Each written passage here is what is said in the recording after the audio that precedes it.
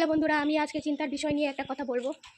আমার গ্রামীণ বিকাশ ব্যাংক থেকে যে টাকাটা চুরি হয়েছে, আমার টাকা কে নিল, কোথায় গেল, আমি নিজেও জানি না। ঘটনাটি আমি বলবো।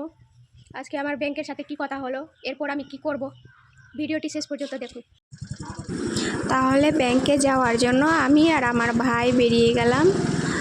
আমি যেখানেই যাই না কেন আমার ভাই আমাকে নিয়ে যায়। আমার ভাই অনেক ভালো।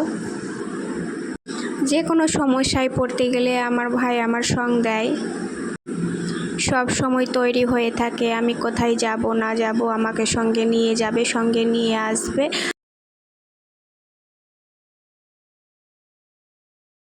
তাহলে ব্যাংকে এসে পৌঁছে গেলাম। দেখি উপরে গিয়ে কি হয়, কি বলেন ম্যানেজার।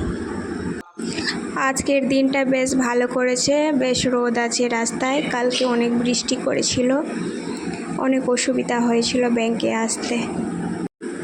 ব্যাংকে বয় আপ টু ডেট করতে দিয়েছিলাম, আপ টু ডেট হচ্ছিল না, মেশিন খারাপ। তাই অ্যাপ্লিকেশান লিখতে বলেছিল স্টেটমেন্ট নেওয়ার জন্য। আমি পেয়ে গেছি স্টেটমেন্ট এবং আপ টু ডেটও হয়ে গেছি আমার মেশিনের দ্বারা, আর সব পেয়ে গেছি।